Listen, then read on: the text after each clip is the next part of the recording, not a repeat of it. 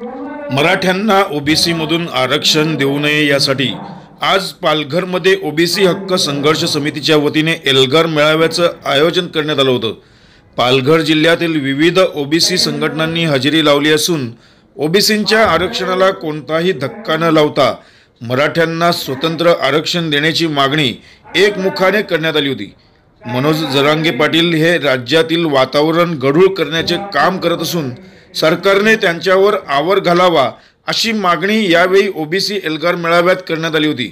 या मेळाव्याला ओबीसी हक्क संघर्ष समितीसह कुणबी सेना तसेच जिल्ह्यातील विविध संघटनांनी आणि हजारो ओबीसी कार्यकर्त्यांनी हजेरी लावली होती।